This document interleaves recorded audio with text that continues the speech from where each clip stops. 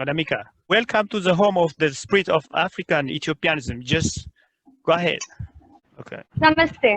Namaste. I am Anamika. Namaste. I am Anamika, a student of sociology from Lady Shri Ram College for Women, University of Delhi, India. On the first day of March, 125 years ago, warriors, farmers, and women defeated a well-armed Italian army in the northern town of Adwa in Ethiopia. The outcome of this battle ensured Ethiopia's independence, making it the only African country never to be colonized and turning Adwa into a symbol of freedom. The town of Adwa is located in northern Tigray, closer to the southern border of Eritrea. The battle between Ethiopia and Italy took place in the mountainous terrain of this area.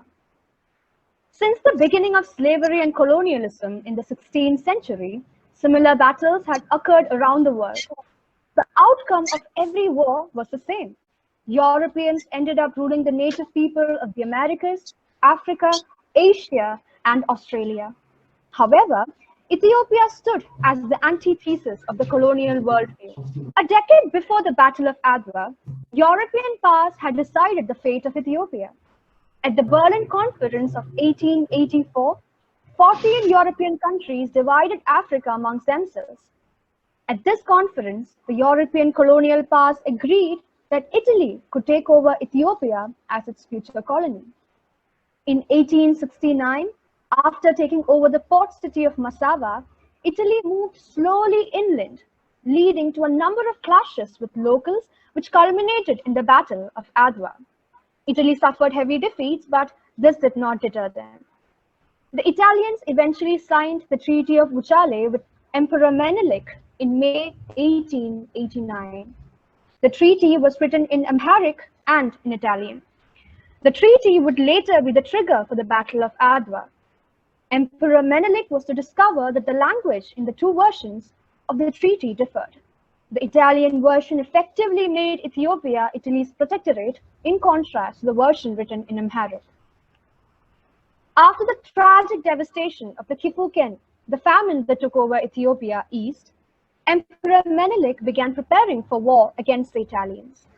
On the 27th of February 1893, he renounced the Treaty of Wuchale and then ordered the creation of food depots at major towns along the way to Adwa for the upkeep of his army. On the 17th of September 1895, Emperor Menelik declared a total mobilization of war against Italy. He called on all Ethiopians to defend their country, family, and religion. He ordered every capable person to fight and those incapable to pray for Ethiopia's victory. Ethiopians from every tribe, culture, and community answered Menelik's call. Regional leaders from diverse ethnic and cultural backgrounds responded unanimously, creating an army of 1 lakh soldiers. They had inferior weapons, but a strong cause to fight for. The first showdown occurred at Amba Alagi on the 7th of December 1895, where a relatively smaller Italian army was wiped out. The second encounter was at Mekelle, where the Italians were stationed behind a strong fort. The Ethiopians surrounded the Italians for 2 weeks and upon Empress Taitu's advice, cut off the fort's water supply. On the 1st of March 1896, the priests of Ethiopia carried the tabor, a replica of the Ark of the Covenant, a religious icon that symbolizes the sanctity of Ethiopia, to the battlefield. The 20,000 Italian and Italian-trained native troops who advanced in 3 columns fought bravely with their cannons and machine guns before facing a decisive defeat. Casualties were severe on both the sides. One of the key leaders of the Ethiopian forces was Empress Taitu, wife of Emperor Menelik. A fearless strategist and brilliant administrator, she led a cavalry of around 6,000 to the war front and employed traditional music and war chants that motivated the fighting spirit of the warriors. As the war came to a close and the Ethiopians had successfully defended their nation against colonialists, the news of an African victory spread throughout the world. After the war, negotiations were held to re-establish peaceful relations between both the nations. This resulted in the Treaty of Addis Ababa. One of its key components was the unconditional acceptance of Ethiopian independence and sovereignty. The Ethiopian victory at Adwa turned Ethiopia into a symbol of redemption and freedom for Africans. It connected its people to the ancient glory of Africa and the hope for its future. The victory of Ethiopia against Italian forces at Adwa has an important message for the youth of Africa. A message about the importance of being proud of one's culture and history. A message of self-reliance, and also serves as a constant reminder to never give up in the endless fight for freedom, equality, and recognition. Having a strong hold of one's past, shared histories, and national legacies are of utmost importance in retracing the past of our ancestors helps us in our never-ending quest of discovering ourselves. It helps us to construct our identities and build a sense of pride around being part of a nation with such a rich historical legacy. But most of all, it gives us the courage and freedom to embrace our shared heritage and identity. Thank you. Wow, wow, wow, wow. Thank you so much. I don't have enough words to say. Thank you. History in a 125th anniversary of the Adwa. Thank you, Anamika. Thank you so much, Anamika. That was wonderful. You're wonderful. Thank you, Professor. Thank you. Thank you so much. Professor Mamo Muche and Dr. Hibist, thank you for coming. This is a question, Professor Mamo Muche and Dr. Hibist. You have now heard Anamika's speech on the victory of Adwa. It is a wonderful speech from Anamika, a young scholar of Indian descent. In my opinion, she is an example of how this 21st century generation should feel about the victory of Adwa. Adwa is the victory of human freedom. It is the defeat of colonialism in Ethiopia, Africa. First, Professor Mamo Muche, what does Anamika's speech mean to you? Thank you very much. I really appreciate it very much that you have recognized what Miss Anamika Rajesh contributed. And I must first appreciate her parents. Dr. Rajesh is her father, and Mrs. Indu is her mom. Thank you. And they all come from Kerala, which is an extraordinary place in India, which has a very long history with Ethiopia. When you go to Kerala, you will see the Orthodox Church is there. You also see the statues of Emperor Haile Selassie in Kerala. And when we were young people, it is teachers from Kerala that came to elementary school, St. Joseph's School, Sadiko Yohanes School, where I was a student. And they were the ones that taught us the English language. So they are from Kerala. They're almost like, they are like family. Whenever I go to Kerala, my classmates at that time, when I tell them I'm in Kerala, they said, Mamo, we are jealous of you. We must also be in Kerala. Kerala is our home. They say like that. Ethiopians say like that. Kerala is part of them. So Dr. Rajesh is extremely very good. He has written a book review on Adwa too. So he's very, very interested in Africa. We're also working very hard to create what we call ASSIST, Association of South-South Collaboration on Innovation System Transformation. We are now working on it. In fact, we're running a series of conferences, panels. Even Dr. Hibist will be there joining us. And we're going to run. And this is celebration for my great renowned supervisor. His name is Professor Chris Freeman. And he was very, very, very strong. On Africa, he had great values. He was very Pan-African also. And he used to say, the Africa that the world put last must be put as first. He used to say like that. So he is also, Dr. Rajesh is also supporting me, and his daughter is also with us and supporting his wife. All of them are very like family. They really support us. So, but Anamika, Miss Anamika Rajesh is a second year Bachelor of science student at the Delhi University in India. She has deep interest in Africa, and she is working on a social, anthropological, and developmental angle. And she has been a front-ranking student in all her career and posed for an international master's program in social anthropology. She is still very young, but very dynamic. She has won several medals in public debates and speeches. Recently, she did a presentation, of course, with us at the Adwa Great African Victory. And not only did she also contributed a paper for the handbook. So that we're going to publish a paper. She really did it very well on women, particularly all this. I don't know how she did all the research, but she did an excellent research, and she's done very, very well. And she, as I told you, she comes from the state of Kerala, state in India known for its very unique developmental model, very high, index, human development index, with all the growth in Kerala. People, most of the people are not poor. 100% of the people are literate, which is amazing. It's a very special place in India, and Wow. so she comes from that. She comes from that community and that area, Kerala, and I'm really proud of her. And I really would like the young people from Ethiopia to learn from her. In fact, I have motivated my children to also write.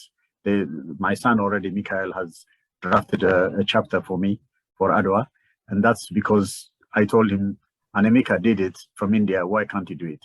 And the good thing we did with this Adwa 125th victory, I think what we have done, I really appreciate all of you. We had speakers from Jamaica, from India, from all over Europe, from America, from Africa.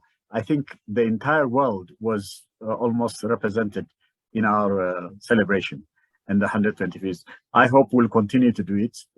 We'll definitely do the celebration and also motivate the young people, particularly in Ethiopia, to change their mindset. Over the last 30 years, they have suffered a lot because they have not been educated to know about their own history. They have lost moral education and also history education about Ethiopia. Since they don't know Ethiopia, they have gone into down Ethiopia, which is really horrible. So we need to re-educate them. And some people like Anamika can be great models. If she is from India, she can write a paper on Adwa and make a presentation on Adwa. Why are you, the young people in Ethiopia, not knowing anything about Adwa victory, anything knowing about many things? So I think this is a great example. I'm really proud of her, and I congratulate her, and I welcome her again to continue to join us, and let her be Ethiopian, and we're also Indian. We should be all united. One. We should be united. We stand. Divided we fall. We must never be falling. We must be uniting and moving onwards and forwards to make a major change in the history in this not easy time that the world is in now, with all this coronavirus, climate change, many challenges. I hope we need the young people to be game changers and change makers. And she's a game changer and make changer. Anamika, congratulations. Welcome. Thank you very much. Thank you, Professor Mamo Muche. But Adwa is not only Ethiopian victory, it is an African victory and the world black victory too. So what is your message for young Africans all over? Yes, that's a very good question. The victory of Adwa, victory of all of Africa. It's a victory against colonialism. And even the leader, as Emperor Menelik, he said that when they told him about Wuchale Treaty, and the Italians in their language wrote saying that Ethiopia is a protectorate, colony of Italy. And then in the Amharic version is different. When he saw that, he said he cannot accept it. It is not that it's him who will oppose it. He says God will oppose it. He said that, and his ancestors will oppose it. And he doesn't want Africa to be fractured by colonialism. And he says our empire, he said, Ethiopia, is all the way, he said, to Madagascar, everything. He said, we're one, he said. We should not be divided. So when the victory happened, all of Europe felt as if they were defeated. They even said Ethiopia colonized us. They did say that. They have said it in the media.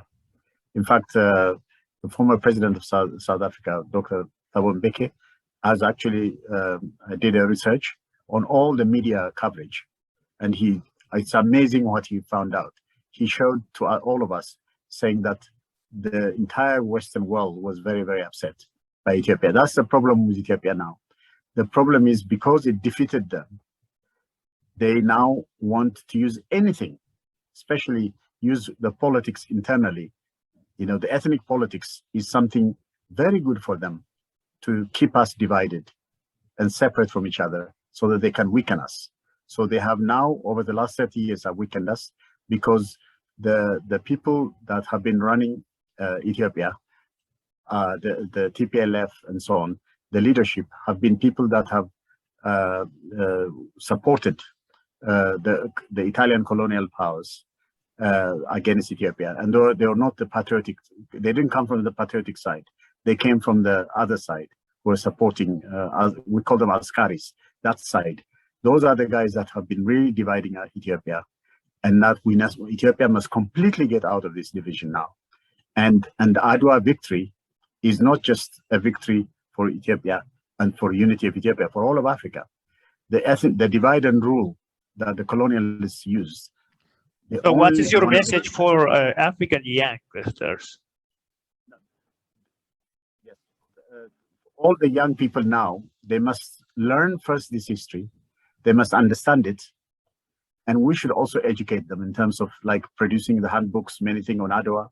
We should really generate, even making films like Haile Garima did, many things. We should develop the education to make sure that all the young people know about the victory of Adwa. Then they become proud, and they can see that they have defeated Europe and colonialism, and that they should not, of all places, they should make sure that Ethiopia never gets divided, so that the colonial powers feel victorious because Ethiopia is weakened. So Ethiopia should never be weakened. Ethiopia should be strengthened. And the young people, we should reach out to them to educate them. At the moment, they don't know this. Their history, they don't even have proper history. They don't have proper moral education. All these things have to change now. And that's the problem we have in Ethiopia now. How it's going to be changed? How it's going to be changed? It will be changed by the whole education system. We all should be active. I mean, I am a member of this, the MOSH, they call it, Ministry of Science, Higher Education. I'm arguing very strongly. Remember when they tried to teach the history, the history course, they tried to develop courses where it said, Anomele, all this, as Emelik did this, very wrong things they were doing. We opposed it. We told them the history should be different. We also said there should be a moral education. There's no moral education. They call it civic something, and they are not educating the young people. We all got educated differently. We had moral education. We had many, many good things under the imperial system. When I grew up, our understanding of Ethiopia was very different. We still have that value from our heart and soul about Ethiopia. But these young people, do they have it? I have no idea. Because they are not educated properly. We have to change the education system. We have to even include the moral education. The history education must also be. This history about Adwa is not just a history for Ethiopians, for all of Africa, for the whole colonized world. Yes. They must know about Africa. They must know about Adwa. It's a great victory. They should know it. And I think a lot of people recognized it. I mean, there was here where I am now, in 1896, about 5 months after that, there was a second Ethiopia manifesto. The first one was in 1829 in America. For all the people, they say Ethiopia means something to them, something for liberation. When they say the Ethiopia, they feel free. When they say anything else, they feel colonized. So they're saying that, and so they produced a manifesto in 1829. No country in the world has two manifestos under the name, it's only Ethiopia. And also, they also said, as I mentioned to you, that Ethiopia makes us human, and it gives us a chance to reach God.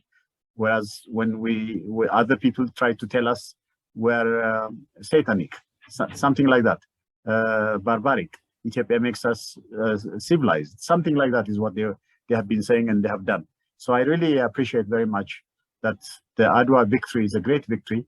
We should keep celebrating it. I have been doing it from almost 52 years now. I've never stopped doing it wherever I am, or anywhere. I always, on the day, I don't pass it without doing something. Even if there's no, I can't get a lot of people, I myself give a public lecture. Now that you are around, even if I don't get something, you and I will do it and we'll spread our message. We should always do that. I think Gabriel must be there always to spread all this. And I know you are dynamic and we should do it. And then Dr. Hebis also will join us. Thank you very much. Thank you very much, Professor Mamo Muche from South Africa.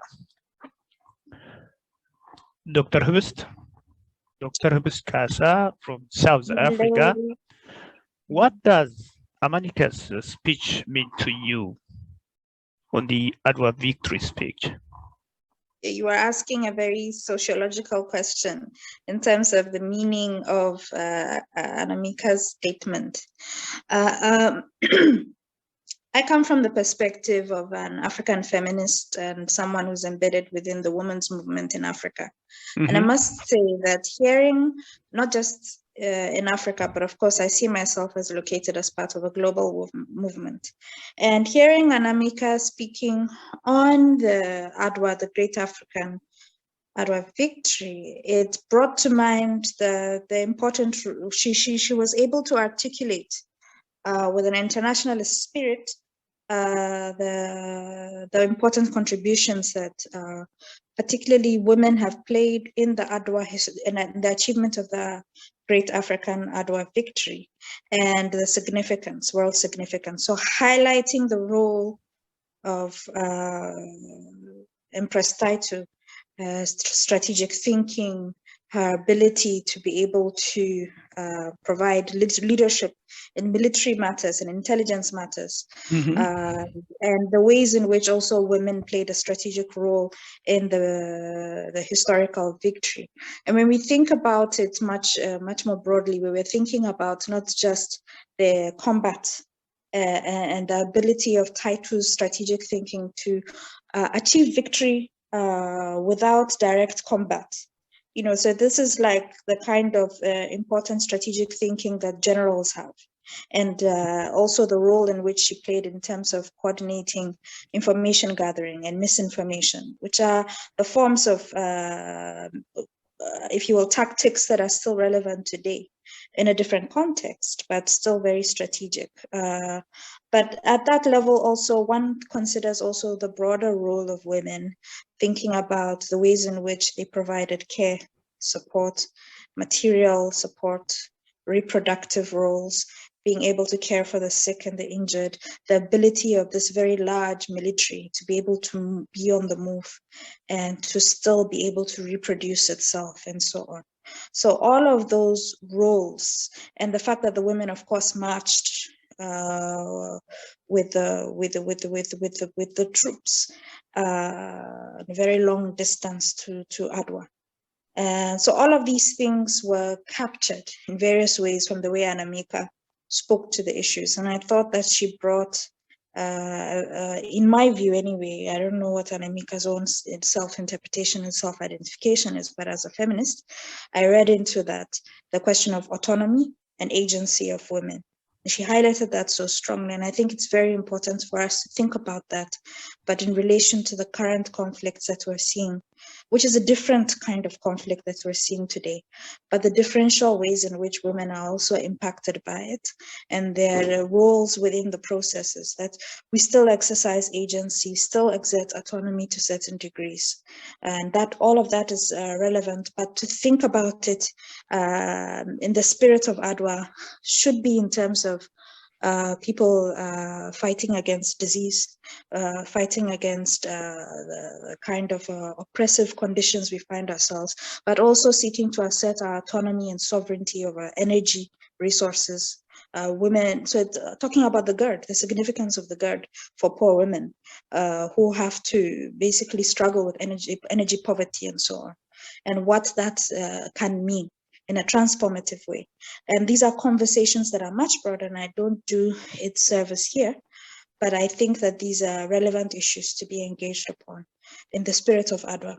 because Adwa victory in 1896, Adwa continues today. So the relevance right. of Adwa to the current challenges and problems we're faced with. So these are just a few thoughts on what Anamika shared and the significance as we are also thinking about current context and challenges we face today. Thank you very much, Dr. Hibis Kaza from South Africa.